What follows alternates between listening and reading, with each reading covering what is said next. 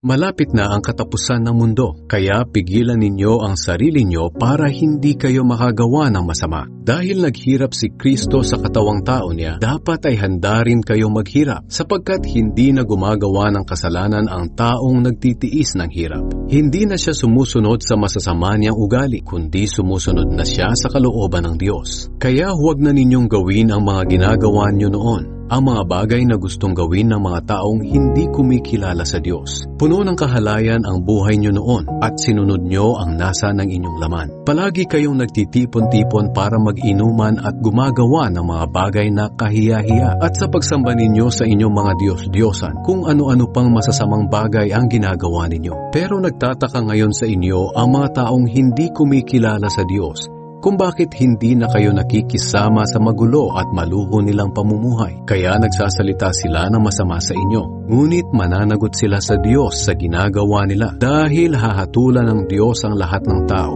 buhay man o patay. Ito ang dahilan kung bakit ipinangaral ang magandang balita sa mga taong patay na. Nang sa ganoon, kahit patay na sila sa laman at mahatulan tulad ng lahat ng tao, mabubuhay pa rin sila sa espiritu gaya ng Diyos. Gamitin ninyo ang kaloob na ibinigay ng Diyos. Malapit na ang katapusan ng mundo, kaya pigilan ninyo ang sarili nyo para hindi kayo makagawa ng masama at nang walang maging hadlang sa mga panalangin ninyo. Higit sa lahat, magmahalan kayo ng tapat, sapagkat kung mahal mo ang kapwa mo, mapapatawad mo siya kahit gaano pa karami ang nagawa niyang kasalanan. Tanggapin ninyo sa inyong tahanan ang isa't isa ng maluwag sa puso. Binigyan ng Diyos ang bawat isa sa atin ng kaloob. Gamitin natin ito para sa ikabubuti ng lahat bilang mabubuting katiwala ng iba't ibang kaloob ng Diyos. Ang binigyan ng kaloob sa pangangaral ay dapat mangaral ng salita ng Diyos. At ang binigyan ng kaloob para maglingkod ay dapat maglingkod ayon sa kakayahang ibinigay sa kanya ng Diyos upang mapapurihan ng Diyos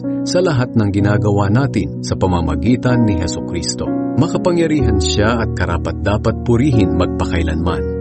Ang pagtitiis bilang Kristiyano. Mga minamahal, huwag kayong magtaka sa mabibigat na pagsubok na nararanasan ninyo. Kapag sinusubok ang inyong pananampalataya, huwag ninyong isipin kung ano na ang mangyayari sa inyo. Sa halip, magalak kayo dahil nakikibahagi kayo sa mga hirap ni Kristo at magiging lubos ang kagalakan nyo kapag naipakita na niya ang kapangyarihan niya sa lahat. Kaya kung iniinsulto kayo dahil mga tagasunod kayo ni Kristo, mapalad kayo dahil nasa inyo ang makapangyarihang Espiritu, ang Espiritu ng Diyos. Kung pinarusahan man kayo, sana'y hindi dahil nakapatay kayo ng tao o nagnakaw o nakagawa ng masama o kaya'y nakialam sa ginagawa ng iba. Ngunit kung pinarusahan kayo dahil Kristiyano kayo, huwag kayong mahiya. Sa halip ay magpasalamat kayo sa Diyos dahil tinatawag kayo sa pangalang ito. Dumating na ang panahong magsisimula na ang Diyos sa paghatol sa mga anak niya. At kung ito'y magsisimula sa atin na mga anak niya, ano kaya ang sasapitin ng mga hindi sumusunod sa magandang balita ng Diyos? Tulad ng sinasabi sa kasulatan, kung ang mga matuwid ay halos hindi maligtas, ano pa kaya ang mangyayari sa mga makasalanan at hindi kumikilala sa Diyos? Kaya kayong nagtitiis ngayon dahil ito ang kalooban ng Diyos para sa inyo ay magpatuloy sa paggawa ng mabuti. Ipagkatiwala ninyo ang sarili niyo sa Diyos na lumikha sa inyo dahil hinding-hindi niya kayo pababayaan.